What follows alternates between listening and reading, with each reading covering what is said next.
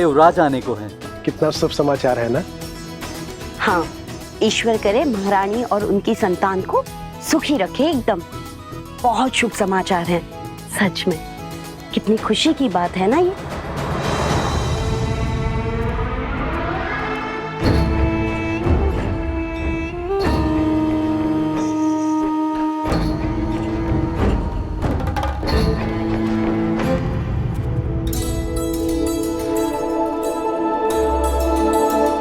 लीजिए भैया, आप भी लड्डू खाइए।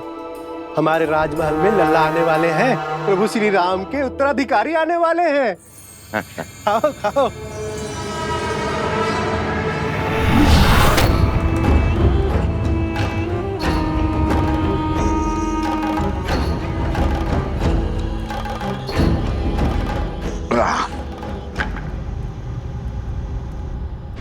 भैया, क्या ये सत्य है? श्री राम की संतान होने वाली है? हाँ हाँ, सुना नहीं? सारे अयोध्या में लड्डू बट रहे हैं। चलो अच्छा है। जो 14 वर्ष में नहीं हुआ वो अब हमारे कानों को सुनने को मिल रहा है। क्या क्या कहना चाहते हो? क्षमा करना भैया, वो क्या है ना कि 14 वर्ष से कोई शुभ समाचार मिला नहीं और अचानक से वनवास से लौटते ही ये संतान की खबर। लड्डू खाओ, लड्डू खाओ।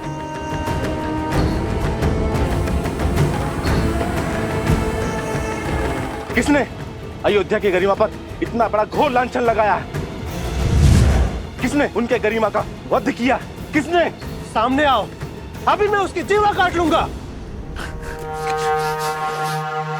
मारो, मारो मुझे, मारो। क्षमा के योग्य नहीं हूं मैं। बचपन में माता मारती थी, बड़ा हुआ तो मित्र मारने लग गए। इस जीवा के कारण ये स्थिर नहीं रहती है। कहीं पे कुछ भी बोल देता हूं मैं। घोर अपराध हो गया, मुझे स्वयं को दंड देना होगा। मैं स्वयं को दंड दूंगा। दंड देना होगा, दंड देना होगा, दंड देना होगा, दंड देना होगा, दंड देना होगा। ए रुको, रुको। अरे क्या कर रहे हो?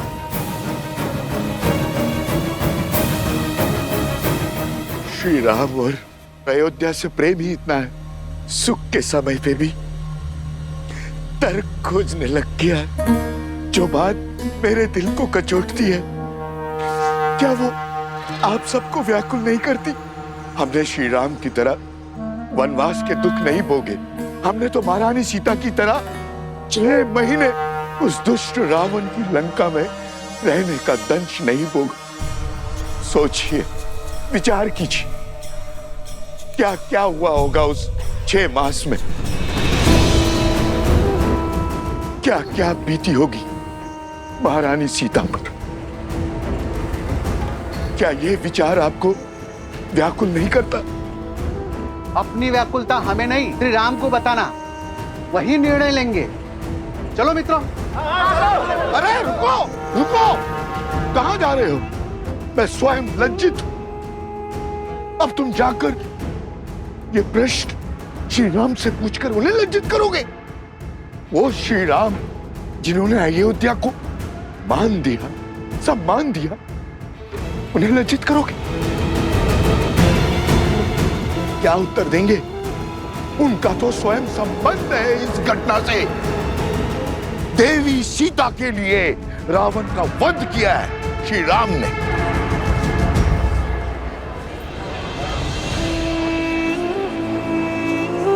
हाँ, यदि शंका है तो किसी धर्मात्मा विद्वान से पूछते हैं। तो फिर मंदिर के पुजारी जी के पास चलते हैं। वो विद्वान भी है और धर्मात्मा भी। वही इसका उचित समाधान देंगे। ये उचित? बिल्कुल। हाँ, क्यों भाइयों? बिल्कुल सही बोल।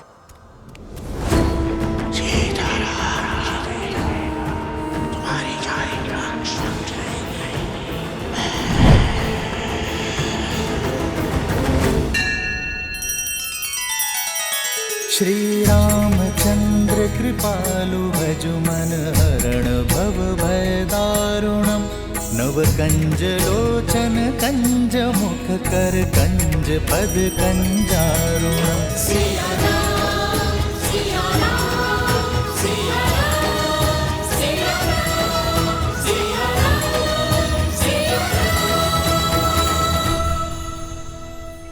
वनवास का वास्तविक अर्थ है अपने नगर से, अपने घर से, अपने सुखों से, गृहस्थ कर्म से पूर्ण संन्यास, यानी ब्रह्मचर्य।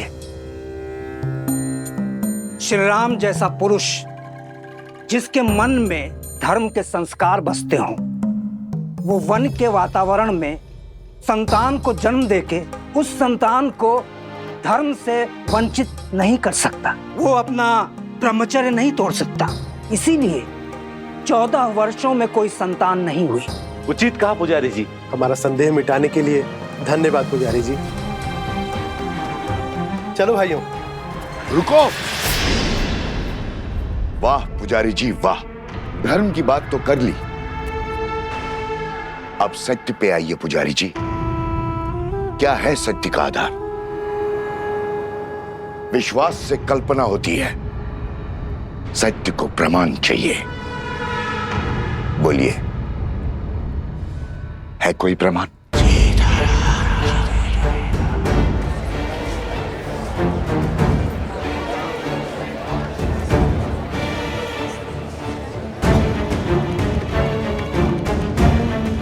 क्या हुआ पुजारी जी?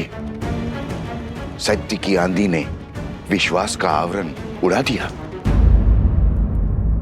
अरे अभी समय ही कितना हुआ है वनवास से वापस लौटे हुए।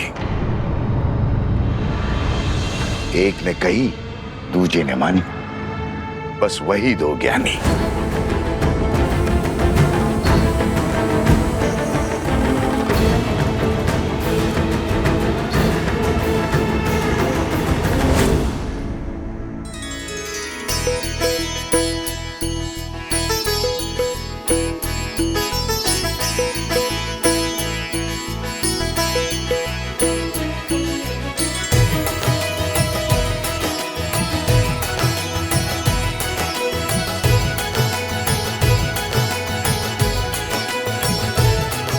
हनुमान,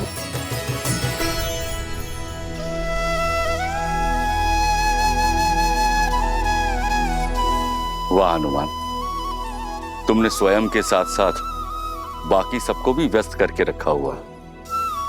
प्रभु श्री राम युद्ध के लिए प्रस्थान करेंगे अब। अच्छा है महाराज, मेरा तो बैठे बैठे ये शरीर ही अकड़ गया था। परंतु हनुमान, इस युद्ध में वानर सेना भाग नहीं ले सकती, ये स्वयं श्री राम ने कहा है। आप निश्चिंत रहिए महाराज, मेरे होते वानर वीरों की कमी खलेगी नहीं प्रभु को। हनुमान, तुम समझ नहीं रहे हो। महाराज, मैं तो सब समझ रहा हूँ। बंधन में तो वानर सेना है, प्रभु राम का ये सेवक हनुमान नहीं।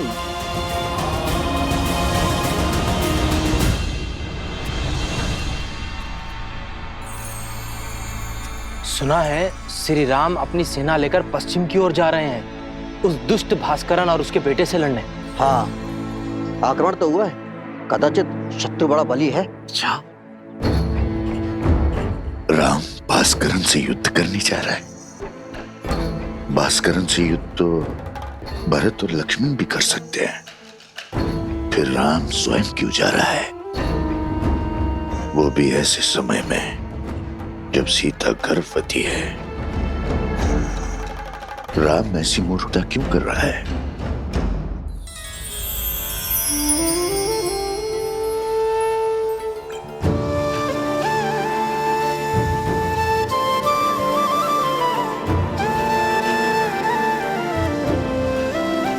बैठो सीता, देखो हमने अपने हाथों से तुम्हारे लिए भोजन बनाया है, खाओ। इतना सब? इतना सब कहाँ? अब तुम एक नहीं दो हो। तुम्हें हमारे आने वाले पौत्र के विषय में भी तो सोचना है। होने वाले शिशु के लिए पोषण अति आवश्यक है। ग्रहण करो।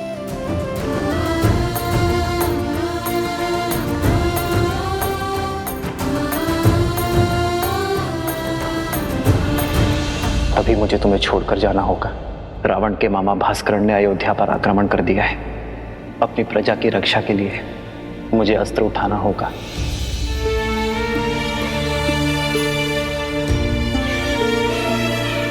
देखने भर से पेट नहीं भरेगा पुत्री। माता, मेरा कुछ खाने का मन नहीं।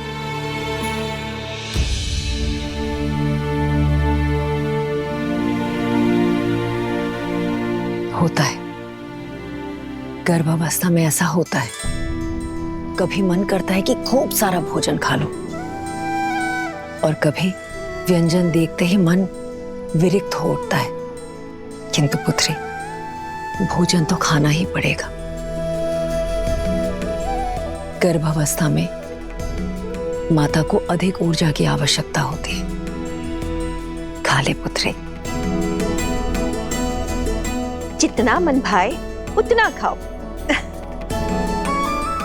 ये लो। नहीं माँ, मन नहीं है। दीदी, होने वाली संतान तो अभी से राम के गुण दिखा रही है। स्मरण है आपको, जब राम छोटा था तो कितनी हट किया करता था। ये भोजन खाना है, वो व्यंजन नहीं करना। रात्रि में उठ उठकर मुझसे व्यंजन बनवाया करता था और मैं रात्रि में उठ उठकर उसके लिए राजभोग बनाया करती थी। स्मरण है दीदी? हाँ, याद है।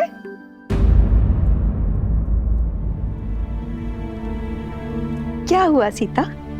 मुस्कान होठों पर आई पर गालों तक नहीं पहुंची। क्या हुआ है पुत्री? महारानी की जय हो। महाराज युद्ध के लिए प्रस्थान करने के लिए सच है।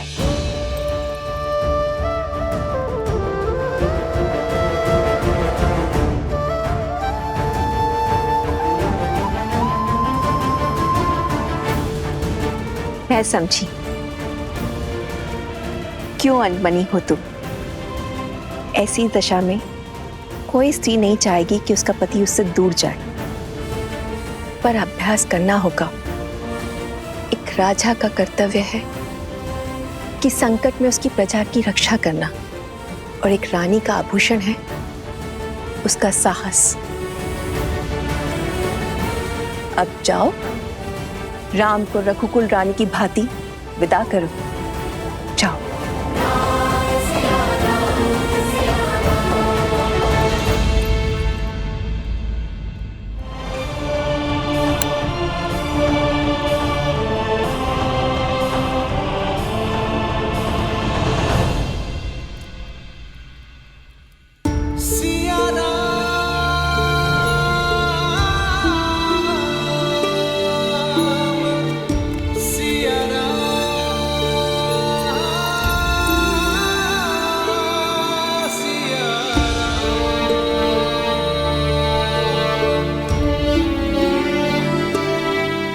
कल जिस विश्वास से मेरे विजय की घोषणा की थी,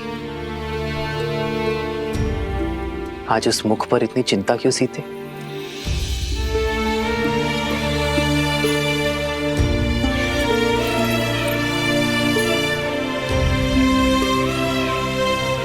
चौदह वर्षों तक आपका साहस, शौर्य और क्षमता देखने के बाद कि सीता कभी चिंतित हो ही नहीं सकती यार। परंतु एक होने वाली माँ का स्वप्न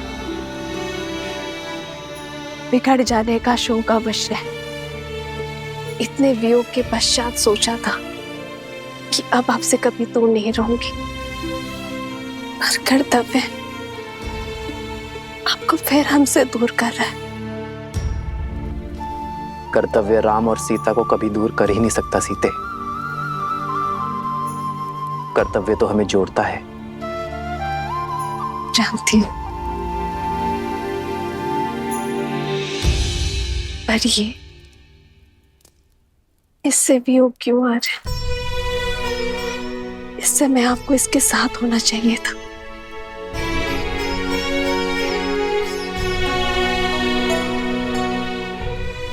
सत्य कहते हैं सब। माता बड़ी स्वार्थी होती है। युद्ध पर मैं जा रहा हूं, बट चिंता तुम्हें अपनी संतान की है।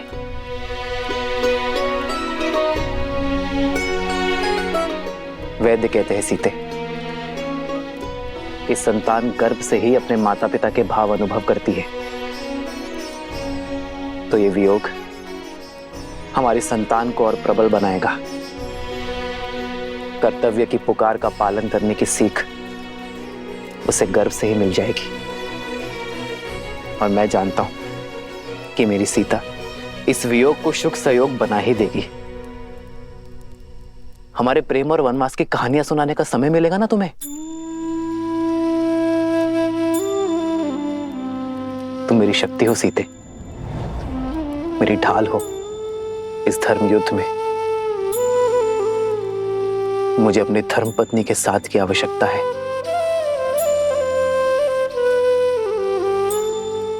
तो ये पल सदा आपके साथ रहेगा आर्य।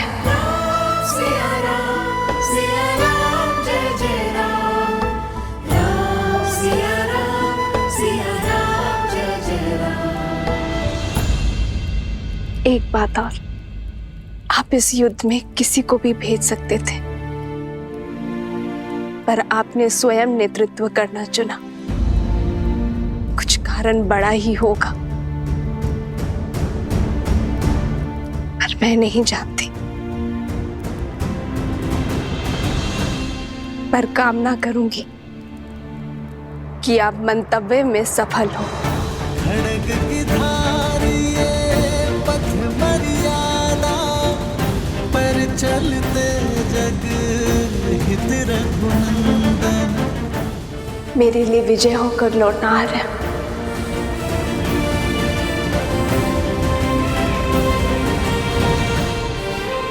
और इसके लिए शीघ्र आइएगा।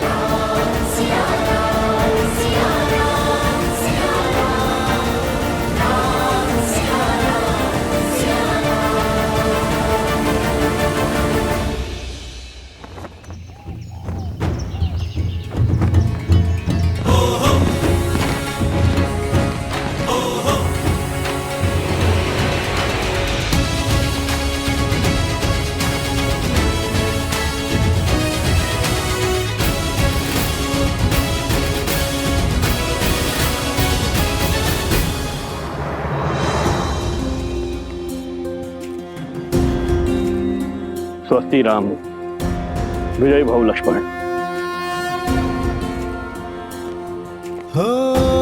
होई सोई जो राम रचि राखा, को करी तर बढ़ावे साखा। आपका तेज सूर्य सा दमके।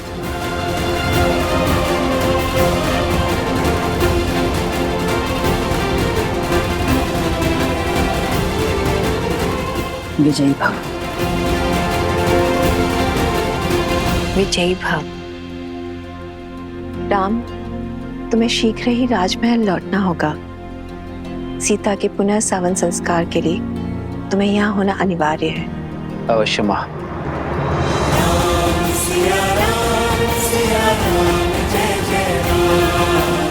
आओ लक्ष्मण।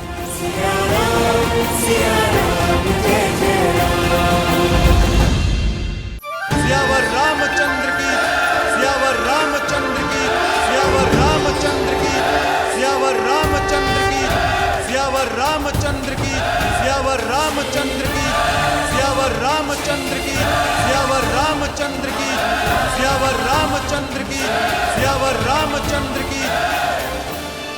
मेरे अयोध्या के वीरों, कर्तव्य ने पुकारा है।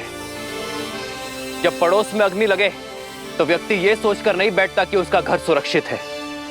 वो अग्नि को बुझाता है क्योंकि वो जानता है कि अग्नि का स्वभाव है फैलना। मुझे मेरे वीरों पर पूरा विश्वास है। भय के लिए भयंकर है, हम सब आपके रुद्र हैं।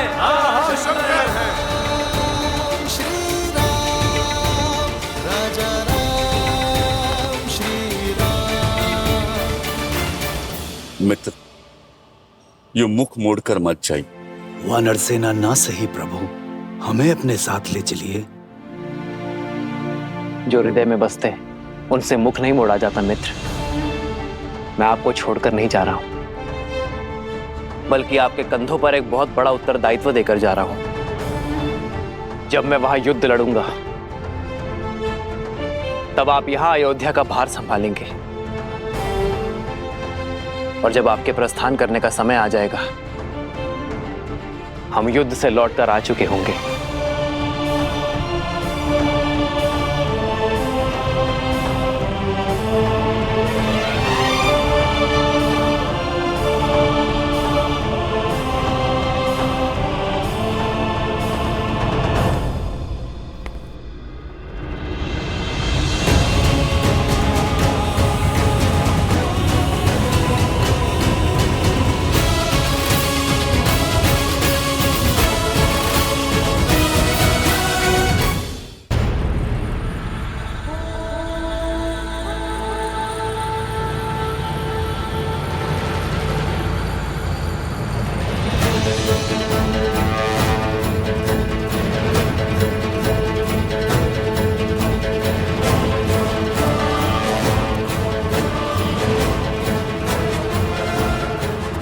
क्या हुआ भैया? सैनिकों के चुनाव में मुझसे कोई भूल हुई? जिस समाज में बालक के हाथ में शास्त्र के बदले शस्त्र हो, वहां असुरों का वास होता है शत्रुघ्न। जीवन भर राष्ट्र सेवा का भार उठाने वाले वृद्ध समाज सेवा पाने के अधिकारी हैं, और जो युवा अभी अभी विवाह के बंधन में बंधे हैं, वो भी युद्ध में जाने के योग्य नहीं है। प्रभु, ना मैं बालक हूं, ना मैं वृद्ध हूं, और ना विवाहित। फिर मुझसे राष्ट्र सेवा का सुख क्यों छीन रहे हैं आप? क्योंकि तुम अयोध्या के सैनिक नहीं हो।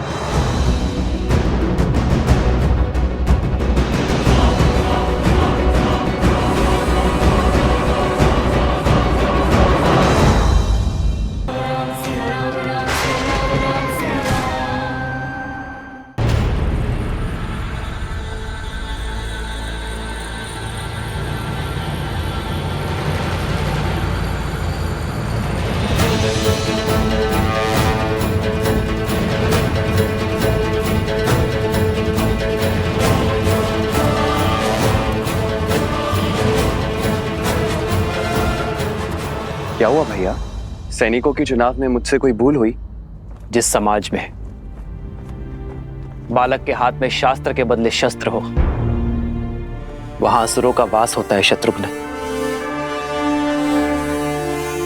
जीवन भर राष्ट्र सेवा का भार उठाने वाले वृद्ध समाज सेवा पाने के अधिकारी हैं, और जो युवा अभी अभी विवाह के बंधन में बंधे हैं, वो भी युद्ध में जाने के योग्य नहीं है। प्रभु, ना मैं बालक हूं, ना मैं वृद्ध हूं, और ना आप विवाहित। फिर मुझसे राष्ट्र सेवा का सुख क्यों छीन रहे हैं आप? क्योंकि तुम अयोध्या के सैनिक नहीं हो।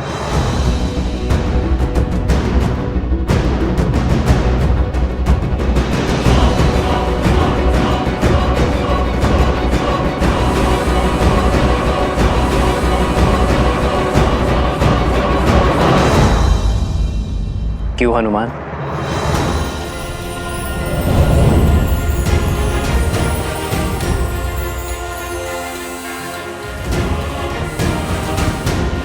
प्रभु, प्रभु, प्रभु, मैं अयोध्या का सैनिक नहीं हूं, इसलिए आप मुझे छोड़ के जा रहे हैं। फिर आपने लक्ष्मण भैया को साथ जाने का अवसर क्यों दिया? क्योंकि लक्ष्मण अयोध्या का राजपुत्र है हनुमान, और राज्य सेवक भी। उसका कर्तव्य उसे इस युद्ध के योग्य बनाता है। मेरे वानर वीर तो यहाँ अतिथि हैं। लक्ष्मण भैया राज सेवक हैं तो जा सकते हैं, और मैं तो स्वयं राजा राम का सेवक हूं प्रभु, उसका क्या?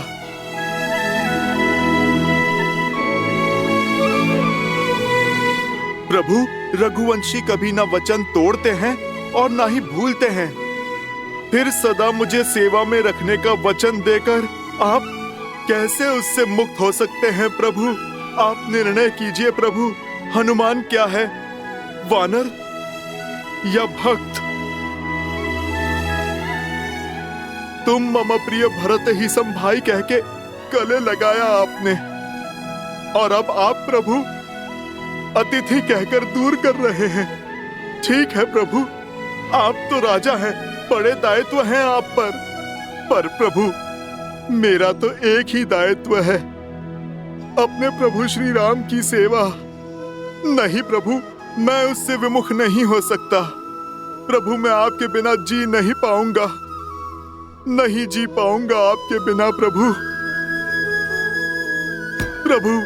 प्रभु आप मान जाइए ना, प्रभु आप ले चलिए ना मुझे अपने साथ। प्रभु आप मान जाइए प्रभु, ले चलिए ना मुझे अपने साथ प्रभु।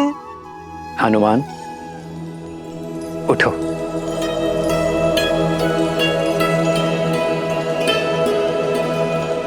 तुम जीत गए हनुमान, मैं हार गया। चलो हमारे साथ, किंतु मेरी एक शर्त है। कैसी शर्त प्रभु? कि तुम शस्त्र नहीं उठाओगे।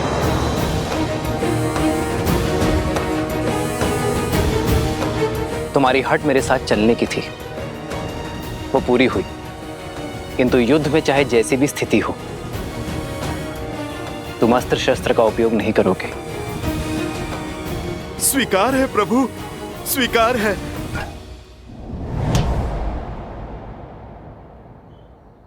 आओ हनुमान।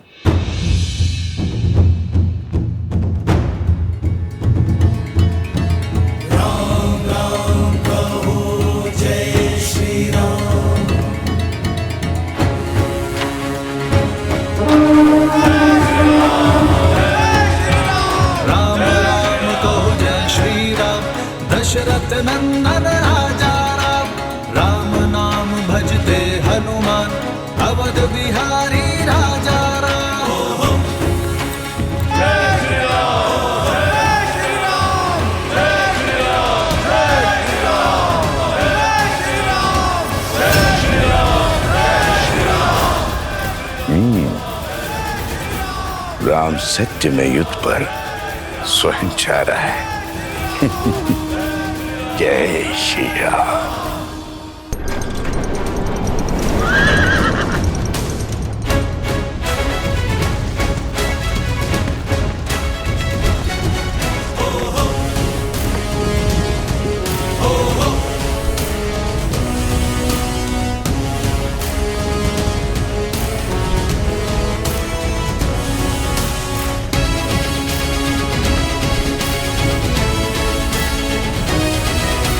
पहली टुकड़ी दाईं ओर से और दूसरी टुकड़ी सीधा प्रहार करेगी।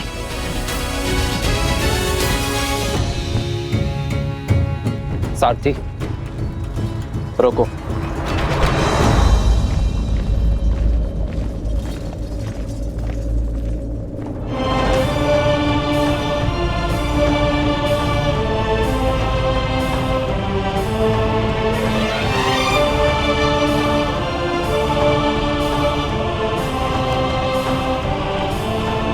प्रणाम ऋषिवर।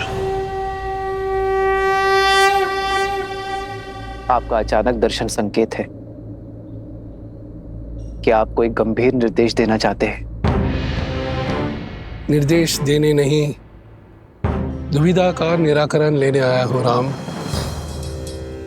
इस युद्ध का नेतृत्व कोई भी कर सकता था, फिर आप अयोध्या छोड़कर क्यों जा रहे हैं? जब मेरा सबसे बड़ा शत्रु नगर के भीतर है, अयोध्या की शांति को ध्वस्त करना चाहता है, तो मुझे अयोध्या में रुकना चाहिए था। यही ना? मेरा शत्रु भी तो यही सोच रहा होगा महर्षि।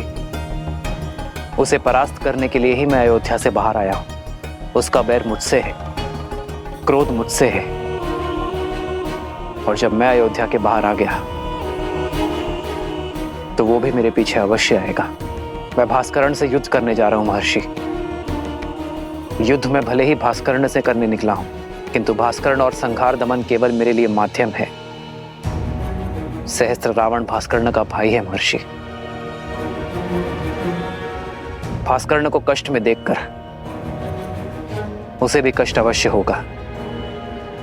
उसका कष्ट सहस्त्र रावण को अवश्य खींच लाएगा। आपके शौर्य पर संदेह नहीं है श्री राम। भय है आपके वास्तविक शत्रु सहस्त्रमुख रावण का, जो अपने अनंत मुखों से अनंत असत्य बोलता रहता और बार बार असत्य बोलते रहने से असत्य भी सत्य प्रतीत होने लगता है। उसमें आप ही की सेना को आपके विरुद्ध कर देने का सामर्थ्य है।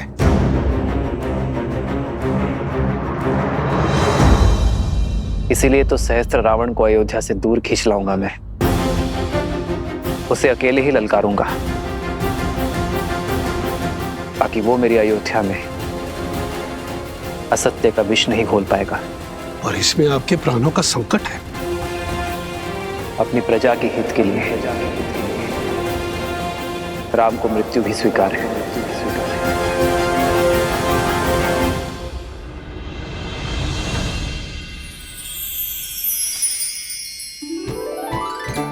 स्मरण है दीदी, माता स्वयं अपने हाथों से तिलकूट बनाया करती थी और हम रसोई घर की ओर देखा करते थे कि कब तिलकुट बनकर तैयार हो जाएगा। पर सूर्य देव को अर्पण किए बिना हमें तिलकुट मिलता ही नहीं था, है ना सीता दीदी?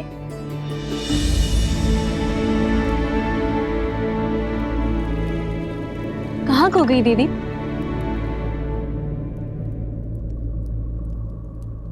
श्री राम की चिंता में हूँ। मैं जानती हूँ कि लक्ष्मण भैया और हनुमान उनके साथ हैं, किंतु मन है कि मानने को सजी नहीं है। दीदी, ये शुभ दिन हर अशुभ विचार नष्ट कर देगा। आज मकर संक्रांति है।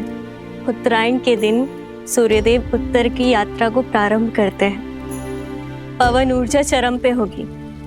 देखिएगा, श्री राम की विजय अवश्य होगी।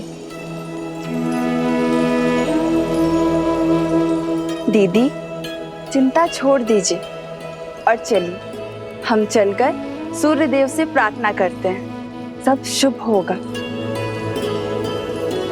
आइए।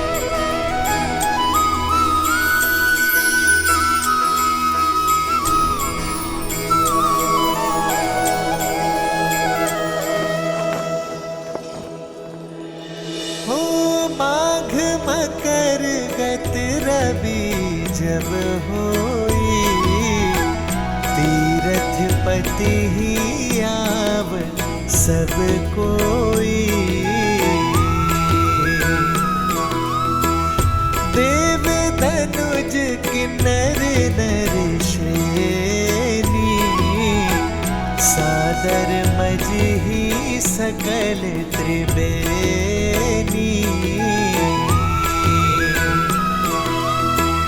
पूजही माधव पद जल जाता, परसी अखय बटु हर्षहि गाता।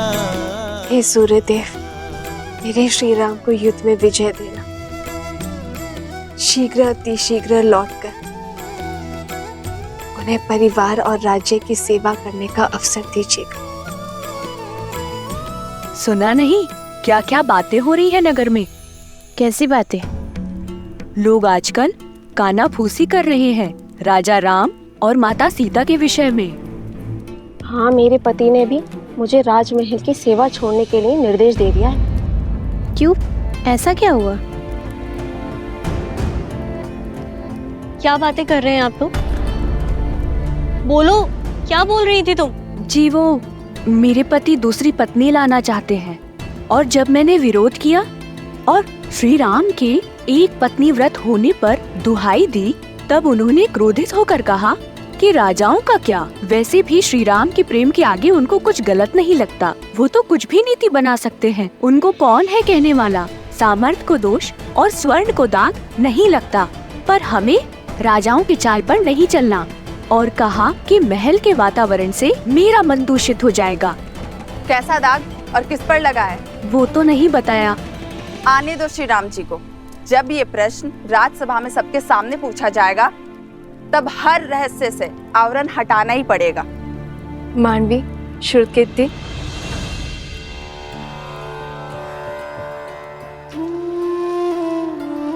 राजभवन में जाके माताओं को प्रसाद नहीं देना।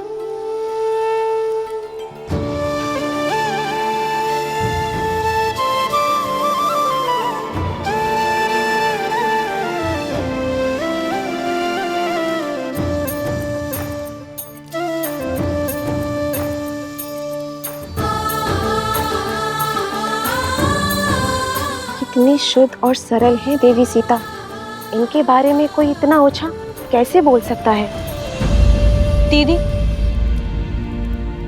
किसी दासी का पति राजमहल के वातावरण के बारे में आपत्तिजनक बातें फैला रहा है। राजा और रानी के विषय में शंका पनपना उचित नहीं है।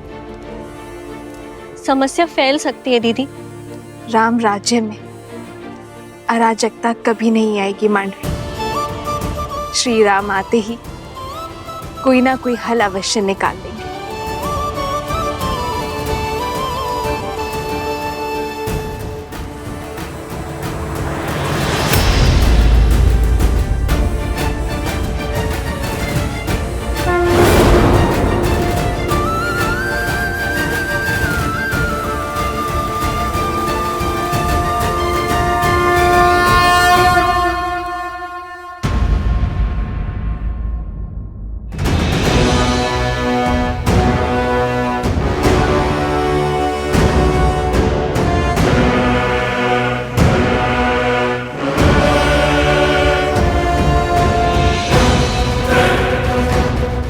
भास्करण, आक्रमण से पूर्व अवसर दे रहा हूं। अपने आतंक का अंत करो और लौट जाओ। अभी तक तो आतंक का आरंभ भी नहीं हुआ है राम। और जहां तक रही अंत की बात, यदि मैं समय रहते लंका पहुंच गया होता तो युद्ध का अंत कुछ और ही होता। वही तुम्हारे रक्त से सागर को रंग लेता। जो काम तब न हुआ वो अब होगा। इस रणभूमि में मैं तुम्हारा वध करके रावण के मृत्यु का प्रतिशोध लूंगा और तब होगा न्याय। प्रतिशोध से न्याय नहीं मिलता भास्कर्ण। प्रतिशोध केवल स्वयं को जलाता है। लौट जाओ। स्वयं के बल पर बड़ा अभिमान है ना तुम्हें राम।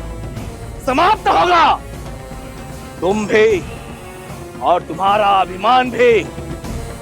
भास्करण का तेज और संघर दमन का दमन तुम्हें सेना समेत ध्वस्त कर देंगे।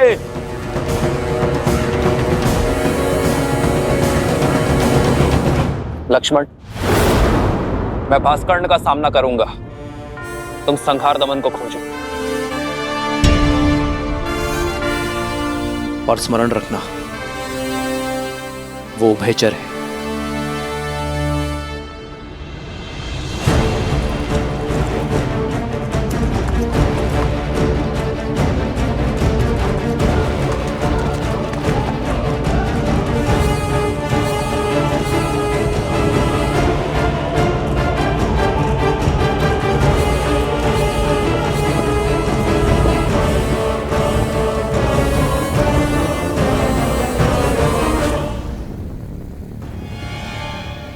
भास्करण का पुत्र संहार दमन, जिसमें सहस्त्रों बैलों का बल है, जिसके सानिध्य में आठों दिशाएं, सागर का बवंडर और चक्रवात है। साथ ही वो उभयचर भी है, जो जितनी सरलता से थल पर रह सकता है उतनी ही सहिष्णुता से जल में भी जी सकता है।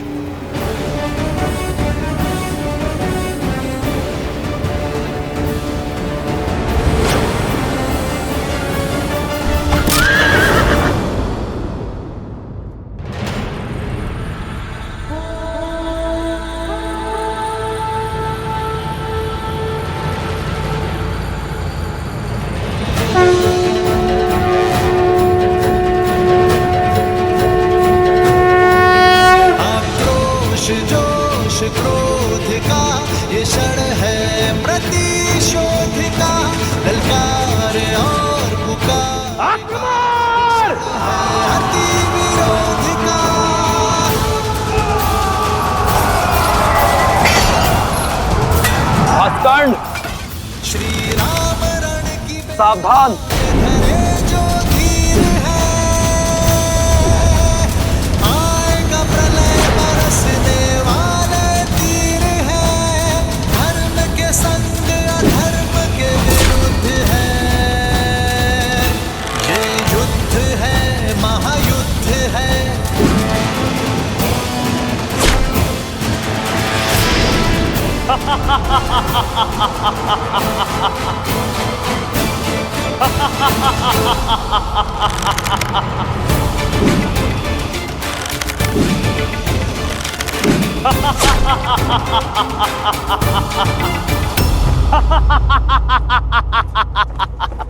बस राम, बाण क्या, ब्रह्मास्त्र चला दो।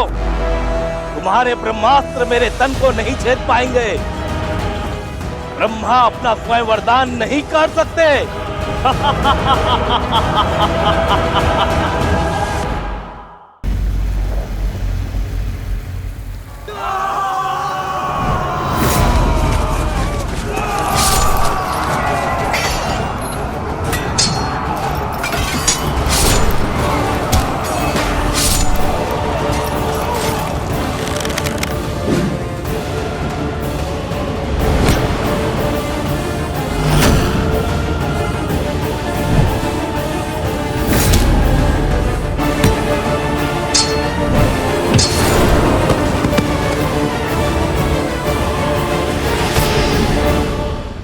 बताओ कहां है संज्ञान रमन?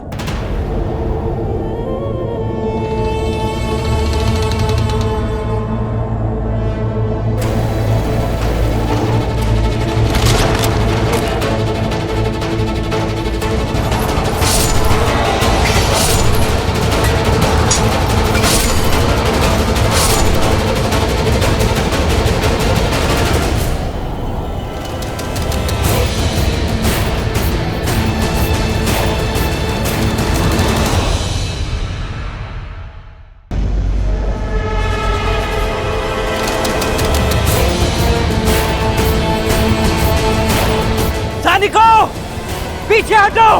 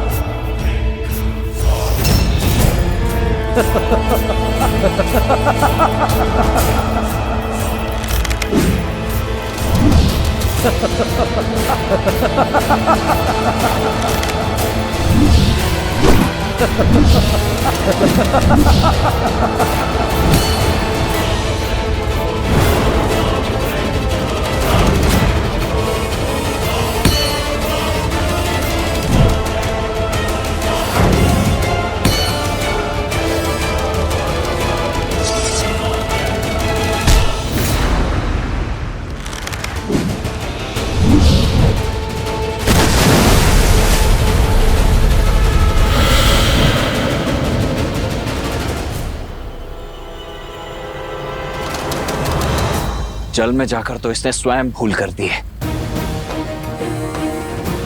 ब्रह्मदेव के वरदान के अनुसार उसकी मृत्यु जल के भीतर ही हो सकती है, वो भी तब जब उसकी श्वास नली काट दी जाए।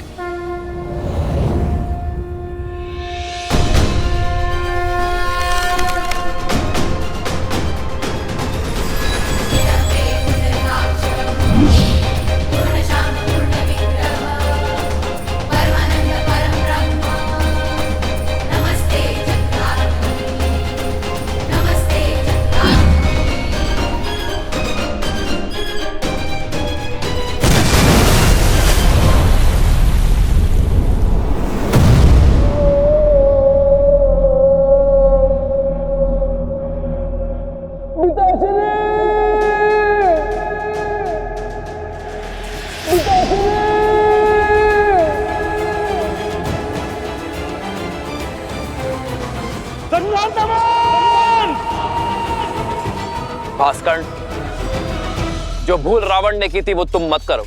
अपने पुत्र की मृत्यु से शिक्षा लो, अपना प्रतिशोध भूलो और लौट जाओ।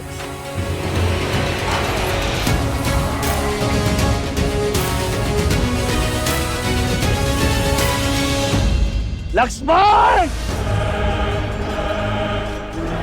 तुमने मेरे प्राण, मेरे प्यारे पुत्र से नरदमन का वध किया है।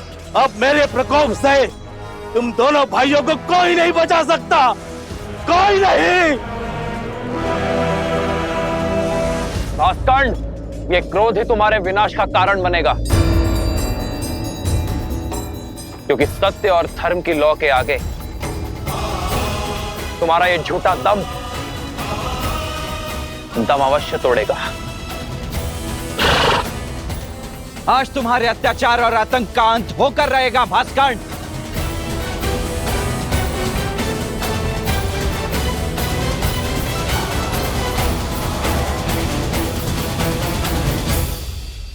पवन पुत्र, तुम्हें अस्त्र नहीं उठाने हैं, किंतु इसके मर्दन के लिए तुम्हारी ही आवश्यकता होगी।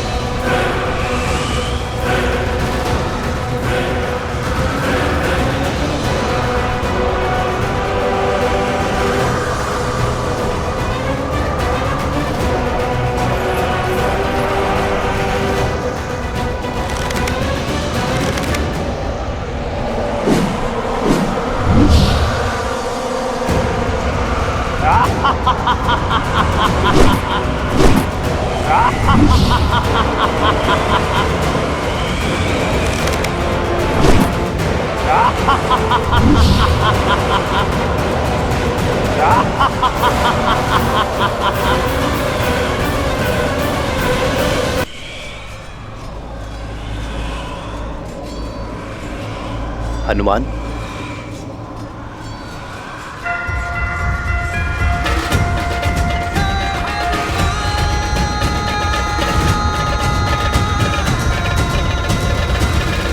पिताश्री वायुदेव प्रकट हो।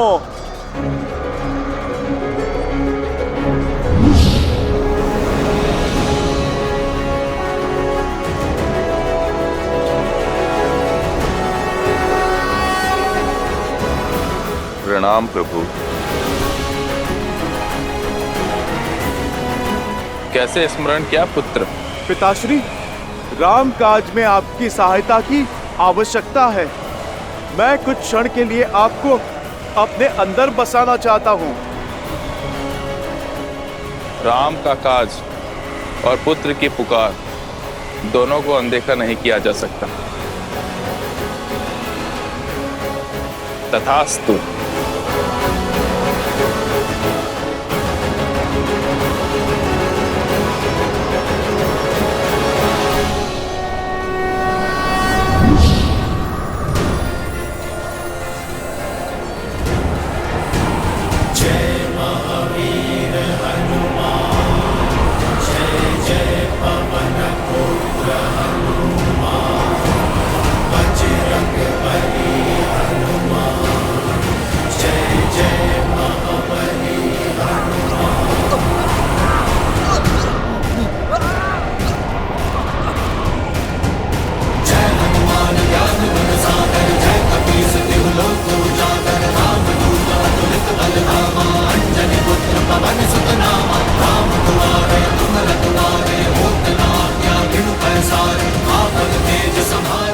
भैया, यदि हमने और देरी दिखाई तो कदाचित हम सभी का अंत हो जाएगा। इससे पूर्व की कुछ अनर्थ आपको इसका संहार करना ही होगा। लक्ष्मण, वायु अब भास्कर्ण के संपर्क में नहीं है, किंतु वो धरा पर अब भी खड़ा है। जब तक वो युद्ध भूमि पर होगा उसका अंत असंभव है लक्ष्मण।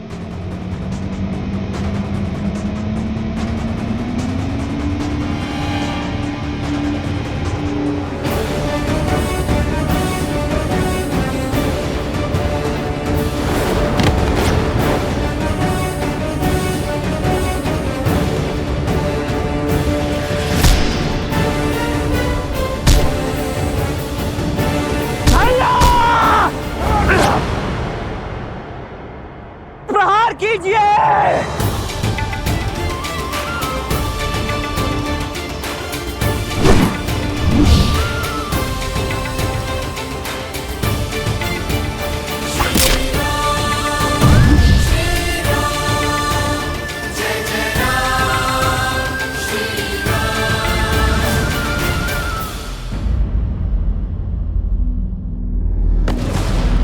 लक्ष्मण,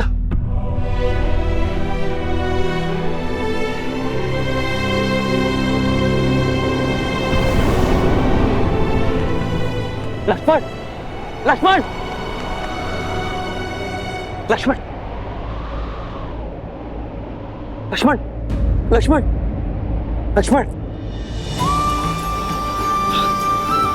लक्ष्मण, आज तुमने फिर मेरे प्राण बचा लिए। लक्ष्मण,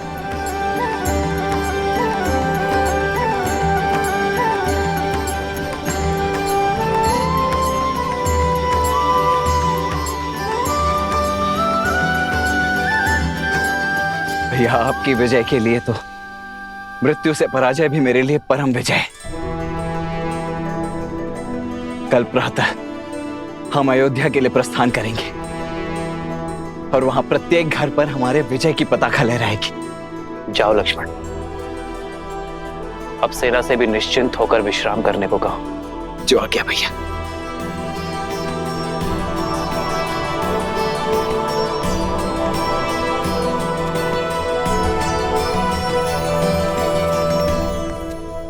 युद्ध अभी समाप्त नहीं हुआ है लक्ष्मण।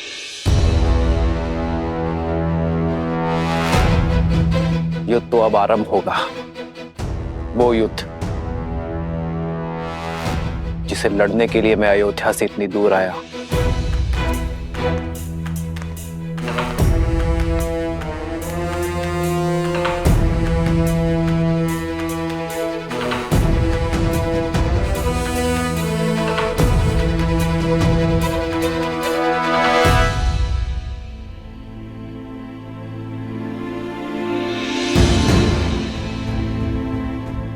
लोग आजकल कानाफूसी कर रहे हैं राजा राम और माता सीता के विषय में। हाँ, मेरे पति ने भी मुझे राजमहल की सेवा छोड़ने के लिए निर्देश दे दिया है। वैसे भी श्री राम के प्रेम के आगे उनको कुछ गलत नहीं लगता। वो तो कुछ भी नीति बना सकते हैं। उनको कौन है कहने वाला? इनके बारे में कोई इतना ओछा कैसे बोल सकता है?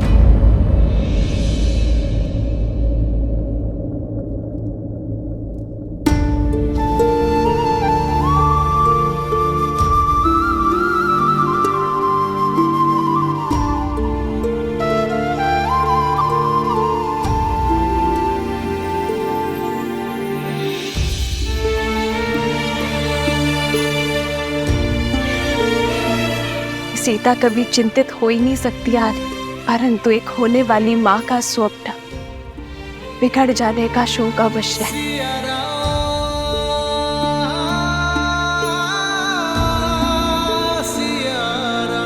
तुम्हारी व्याकुलता का आभास है मुझे सीते,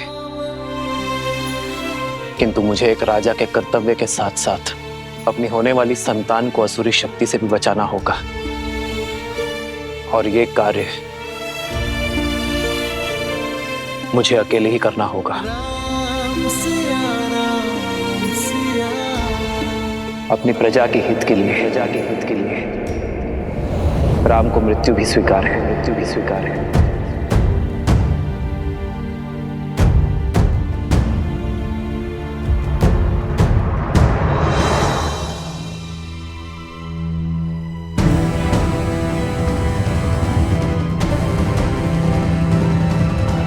इतनी रात्रि में धनुष लेकर प्रभु अकेले कहाँ पे जा रहे हैं?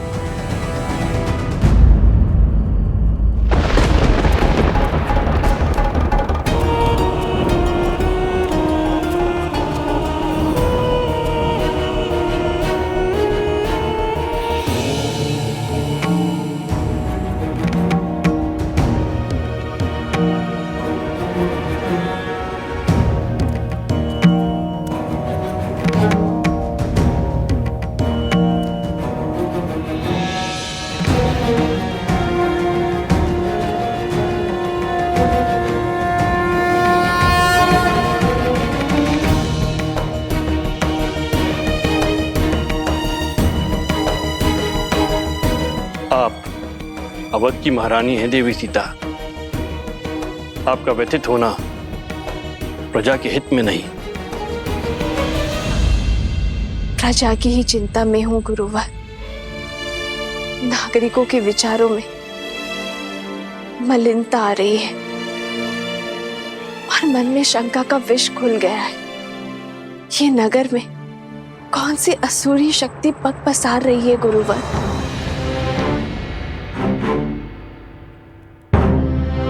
मनुष्य की प्रकृति ही अस्थिर होती है देवी। सफलताओं के बीच असफलता का भय, यात्रा के प्रारंभ होने में घर छूट जाने का भय, विवाह के समय स्वतंत्रता छिनने का भय, नए उत्तरदायित्वों का संकोच सदा रहता है। मन में सदा द्वंद्वों का भंवर चलता ही रहता है। ये उचित है कि संसार का आधार सत्य है, किंतु यहां असत्य भी उपस्थित रहता है।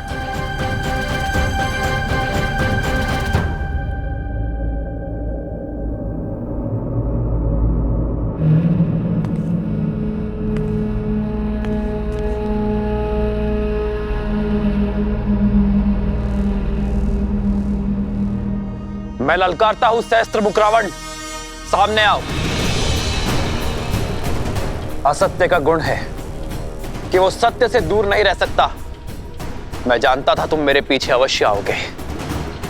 अब बात और वार छुप कर नहीं, सम्मुख होकर होंगे। हार जाओगे राम, मुझे जितना काटोगे उतना ही मैं बढ़ूंगा।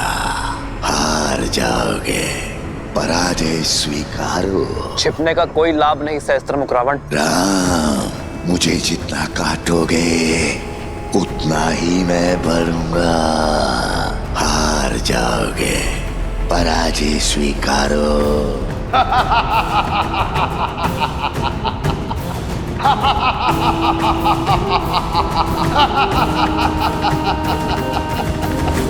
क्या राम राज्य भी भय की छाया में श्वास लेगा?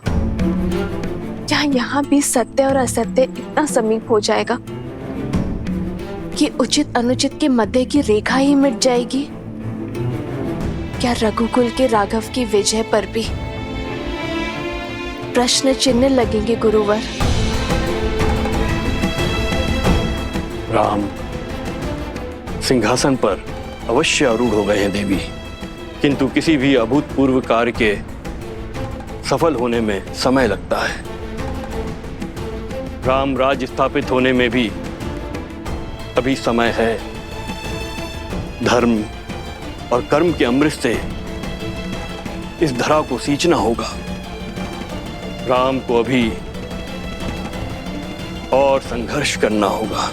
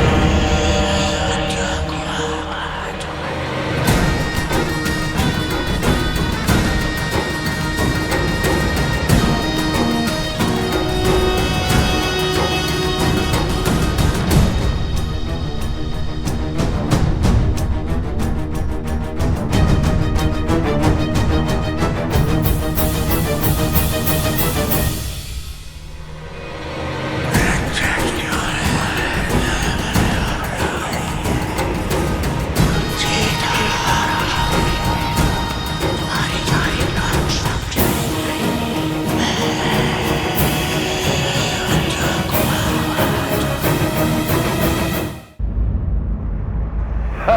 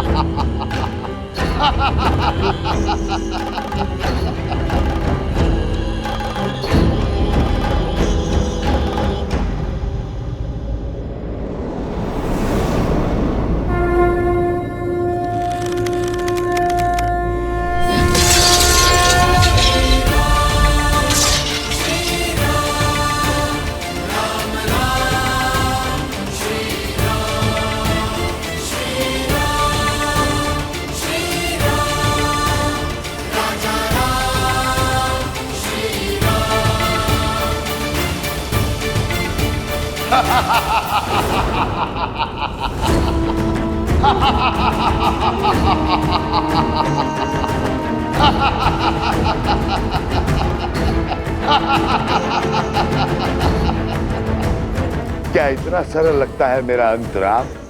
कोई अस्त्र, कोई शस्त्र मेरी मृत्यु का मार्ग प्रशस्त नहीं कर सकता है, क्योंकि मैं शरीर नहीं, सोच हूं राम, सोच।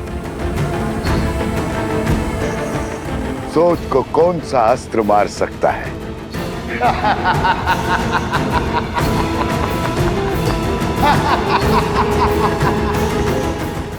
इस असुरी शक्ति को नहीं हरा सकते गुरुवर।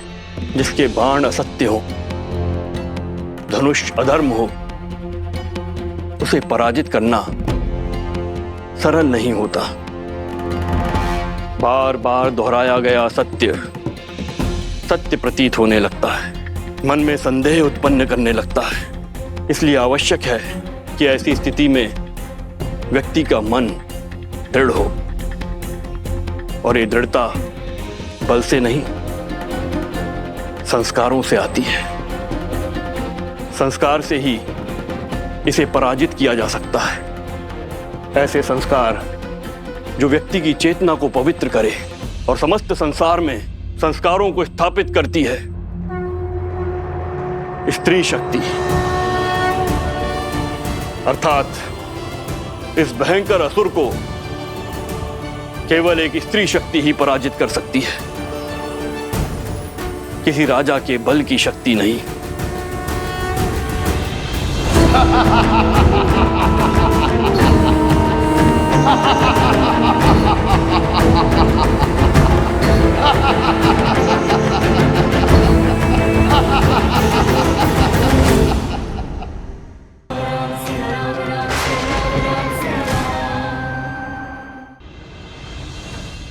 सहस्त्रमुख,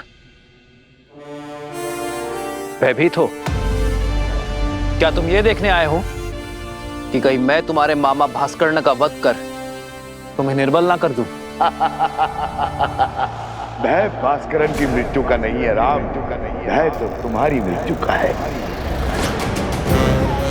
कहीं भास्करण तुम्हें मार देता तो मुझे बहुत दुख पहुंचता, क्योंकि तुम्हारी मृत्यु का निमित्त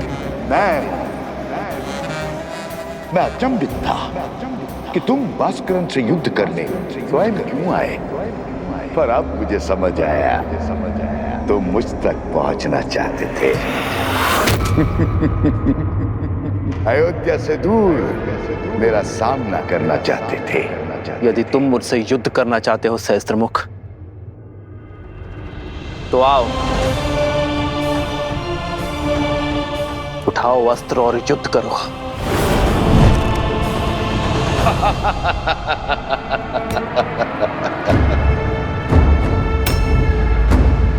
मेरे शस्त्र सदा मेरे साथ रहते हैं राम।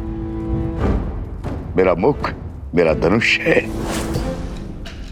जो सहस्त्र दिशाओं में है। शब्द मेरे बाण हैं, जो व्यक्ति के मन को चीर देते हैं। असत्य मेरी खड़क है, जो सत्य के प्रति प्रमाण को काट देती है। संदेह मेरा चक्र है, जो विवेक को व्यूह में फंसा देता है, अविश्वास मेरा भाला जो धर्म की छाती चीर दे। बोलो राम, है इतने शस्त्रों से सामना करने की क्षमता? है मुझे मार्ग से हटाने की शक्ति? है मेरा वध करने का सामर्थ्य?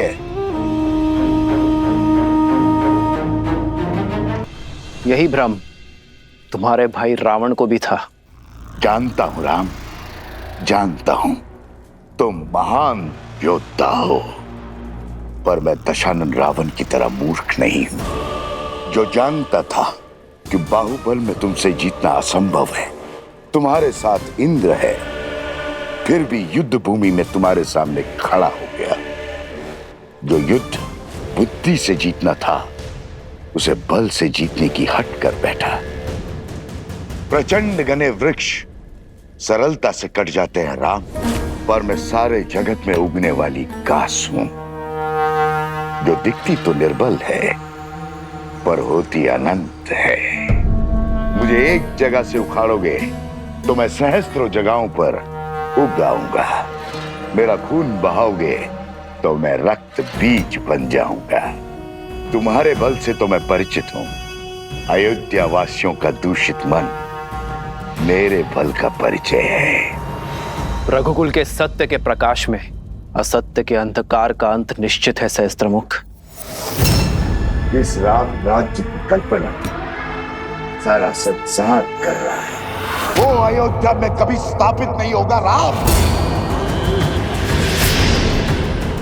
प्रहार करने वाले के हाथ तो रोक दिए जा सकते हैं, किंतु बोलने वाले मुख को नहीं रोका जा सकता है। मैं सहस्त्र रावण अपने सहस्त्रों मुंह से अयोध्या में हाहाकार मचा दूंगा। तुम्हारे मंत्रियों और अधिकारियों में लोभ और लालच भर दूंगा। प्रजा के मन में अविश्वास और संघर्ष का बीज बो दूंगा। परिवार को ईर्ष्या और द्वेष दे दूंगा। राज्य में विद्रोह उत्पन्न करूंगा। धर्म की धरा पर अधर्म के पुष्प कभी नहीं खिल सकते सहस्त्रमुख। तुम्हारे विष की गगरी मेरे नगरी में कभी नहीं छलकेगी, क्योंकि मैं इसी क्षण इसी स्थान पर तुम्हें बांध दूंगा।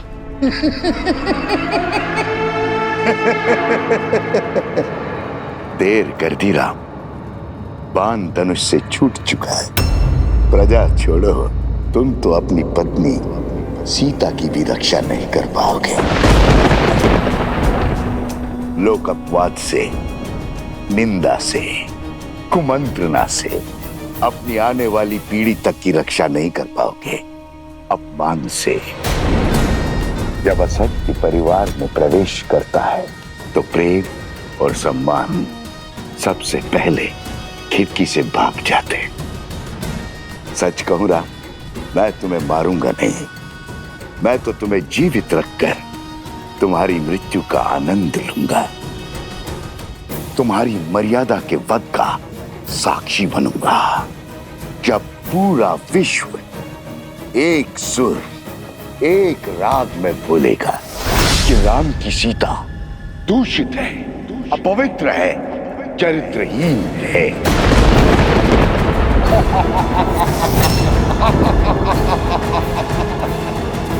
पापी, तूने मेरी माता के लिए अपशब्द कहे। हनुमान,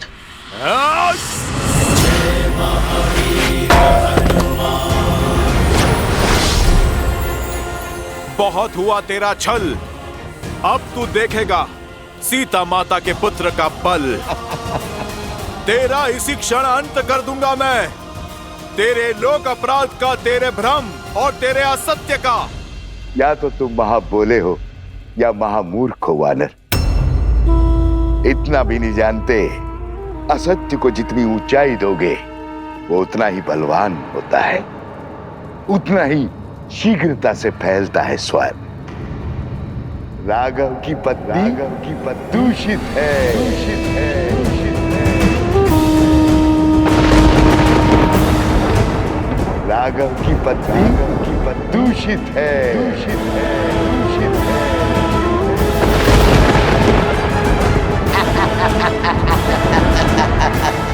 राघव की पत्नी दूषित है।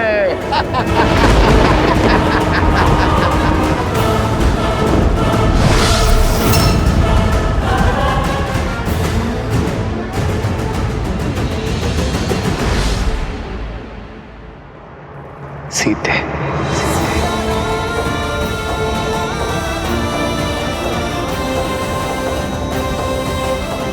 अधर्म ने चाहे जितने भी सशक्त कवच पहने हो, मेरे श्री राम उसके अंत का कोई ना कोई हल अवश्य निकाल लेंगे।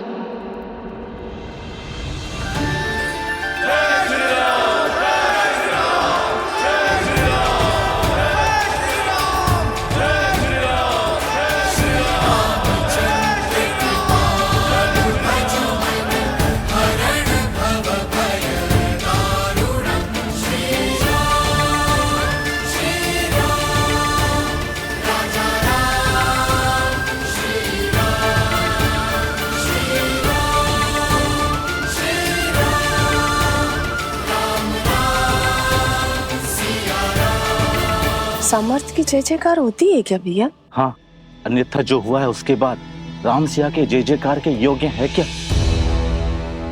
जिस राम राज्य की कल्पना सारा संसार कर रहा है, वो अयोध्या में कभी स्थापित नहीं होगा। राम, तुम्हारे मंत्रियों और अधिकारियों में लोभ और लालच भर दूंगा, परिवार को ईर्ष्या और द्वेष दे दूंगा, राज्य में विद्रोह उत्पन्न करूंगा। हनुमान, ध्यान रहे, सहस्त्रमुख का उल्लेख अयोध्या में किसी के आगे नहीं होना चाहिए। पर प्रभु, प्रजा को सावधान करने की आवश्यकता है। जानता हूं हनुमान, किंतु युद्ध में विजय के पश्चात प्रजा और सेना केवल उत्सव की कामना करते हैं, अवसाद की नहीं।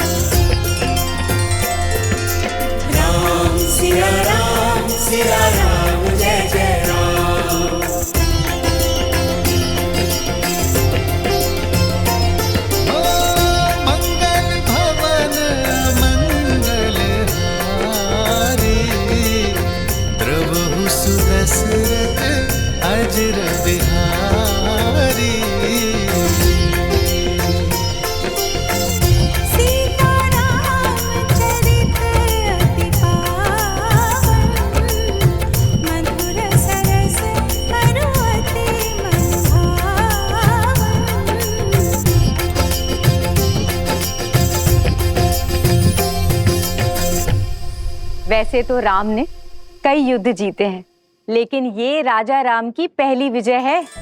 माता, आपको देखना चाहिए था कैसे भैया ने उस दुष्ट भास्करण का वध किया। ना वो धरती पर था और ना ही वायु में। हनुमान जी के सहयोग के कारण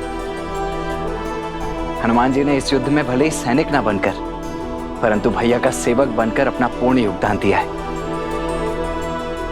उनके बिना ये विजय संभव नहीं थी, है ना भैया? इतना विनम्र मत बनो लक्ष्मण। मेरी वीरता की गाथा बताने में अपना शौर्य छुपा बैठे। संहार दमन को कितने साहस के साथ मारा है तुमने, और भास्करण का वध करने में अपने प्राण तक दांव पर लगा दिए। ये विजय केवल राजा राम की नहीं, समस्त अयोध्या की है। और अयोध्या इसी प्रकार हर युद्ध को जीतेगी, फिर चाहे वो युद्ध भीतर का हो या बाहर का। राम सिया राम सिया राम सिया राम, राम सिया राम सिया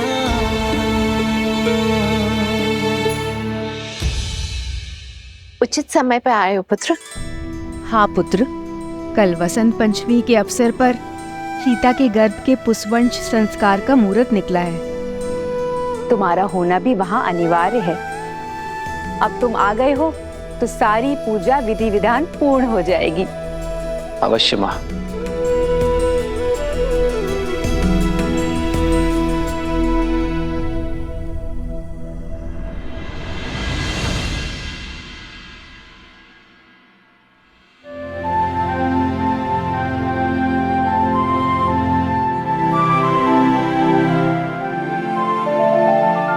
चौंकिए मत, आपके ही हैं।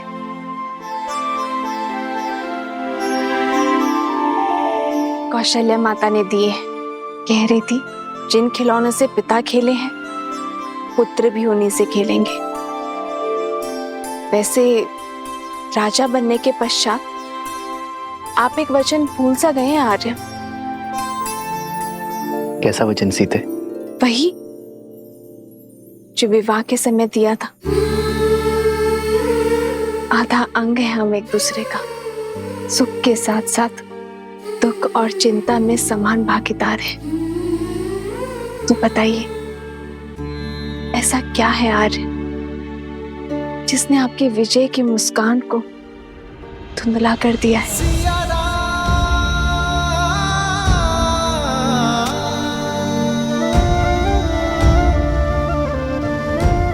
कैसे बताऊं सीते? समय और नियति बहुत बड़ी परीक्षा लेने वाले हैं। आने वाला कल बहुत बड़ी कसौटी है। तो अच्छा है ना आर्य, कसौटी तो स्वर्ण को ही परखती है। आप उस असुरी माया को लेकर चिंतित है ना आर्य? गुरु वशिष्ठ ने बताया मुझे कि किसी असुरी माया की छाया है हमारे राज्य पर, जो प्रजा की सोच और विचारों को दूषित कर रहा है। राम की सीता दूषित है, अपवित्र है, चरित्रहीन है। सोच की शक्ति समझती हूं मैं आर्य। एक बुरा विचार सभी अच्छे विचारों को दुर्बल कर सकता है। यही सत्य आपको व्याकुल कर रहा है ना? गुरुवर ने यह भी बताया कि इस सोच को शास्त्र से नहीं संस्कार से हराया जा सकता है।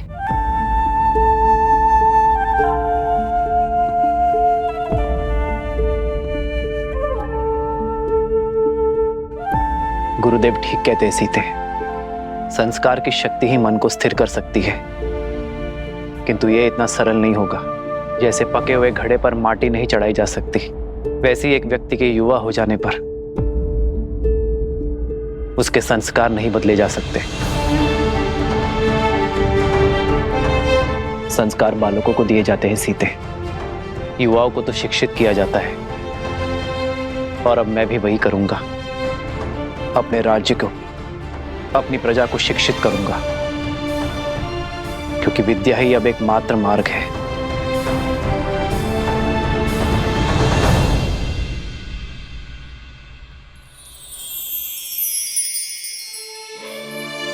मुझे पूरा विश्वास है आप पर आर्य। जो आपने ठाना है उसे पूरा अवश्य करेंगे।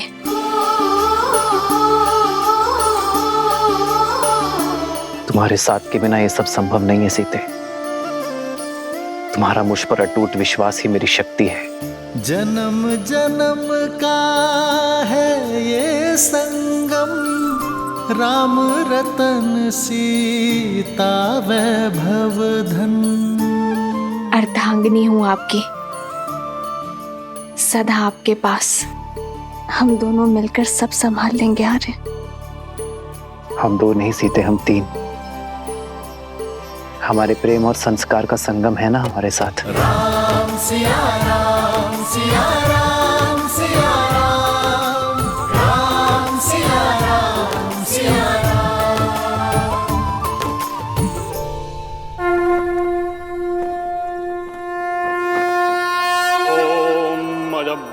संवृताः पृथ्वी समाश्च विश्वकर्मणाः संवृताग्रे।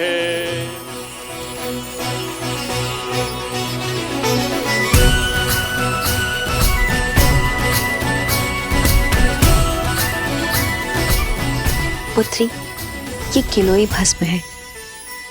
इसे अपने दाहिने हाथों से अपने नाक के ऊपर लगाओ और श्वास के साथ भीतर लो। गिलोय की ये गंध तुम्हें और तुम्हारी संतान को स्वस्थ रखेगा।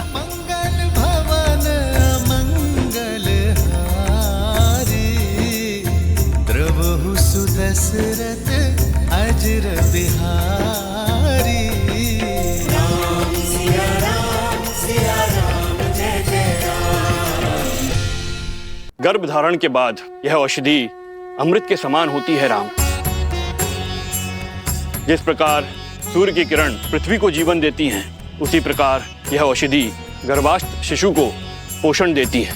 शरीर के साथ साथ आत्मा को भी शक्ति प्रदान करती है। माता शिशु का आधार होती है। शिशु के प्रति अपने दायित्व को लेकर सदा सज्ज रहती है। किंतु शिशु और समाज के कल्याण के लिए माता पिता के साथ साथ परिवार के जनों को भी यह आश्वासन देना होगा कि वो गर्भ में पल रहे शिशु को सभी समाज की कुरीतियों से बचाएंगे और उसके विकास के लिए सदैव सहायक रहेंगे।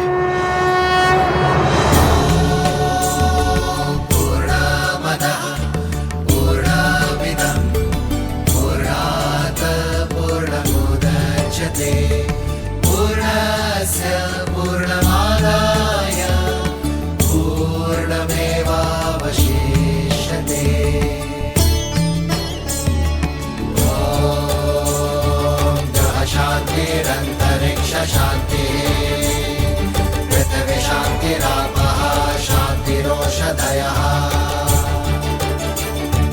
शांतिरेव शांतिः साम शांतिरेधि।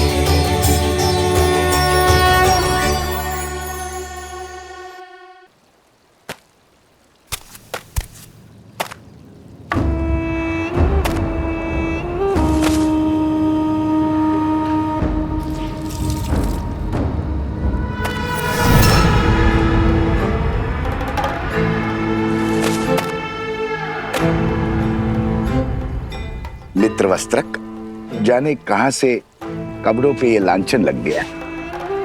ये स्वच्छ हो जाएगा। ये तो शिव मंदिर की पिछली वाली दीवार में लगी गाय का धब्बा है। मंदिर के ऊपर जामुन का पेड़ है, उसी का रस, दियों का तेल, दीपक का काजल, सभी का मिश्रण है ये धब्बा। छूटना थोड़ा कठिन है, पर चिंता ना करो, ये धब्बा छूट जाएगा। अद्भुत, झट से पहचान लिया। गहरा अनुभव लगता है। काली को पहचान कर उसे साफ करना, ये तो वस्त्रक का कर्म है। सारी नगरी के मलिन वस्त्र यहीं आते हैं। बड़े से बड़े धनवानों के वस्त्रों के दागों को देखकर पहचान जाता हूँ कि कौन कहां से लांछन लेकर आया है। इतना गहरा अनुभव उचित है, उचित है। फिर तो ये भी जान जाते होंगे कि लांछन व्यक्ति पे लगा है या वस्त्र पे। अब हमारी सीमा तो वस्त्रों तक ही सीमित है। हम वस्त्रों के लांछन को ही पहचानते हैं और बस और उन्हीं को ही धोते हैं। उचित कहा मित्र। वस्त्र पे लगा लांछन तो धुल सकता है, किंतु व्यक्ति पे लगा लांछन कभी नहीं धुलता, और विशेषतर व्यक्ति यदि नारी। मैं चलती हूँ। अच्छा ठीक है, ध्यान से जाना। और हाँ, और नदी जो है ध्यान से पार करना। कुछ बाढ़ के संकेत हैं। अच्छा जी। आप इसे संध्या को ले लेना। वाह मित्र, सीधे जाने को कह दिया। अंधकार होने से पहले लौटने का निर्देश भी नहीं दिया। इसमें कहने वाली क्या बात है, सदा आ ही जाती है। धन्य हो रे राजा राम और उसकी प्रजा। समाज के लांछन जानते हो और समझते भी हो, फिर क्यों देखकर अनदेखा करते हो? भूल गए, नारी पे लगा लांछन कभी नहीं धुलता। तुम्हारा मन पवित्र है, पर समाज का क्या? जंगल में मोहर नाचेगा तो कहां देखने जाओगे? अब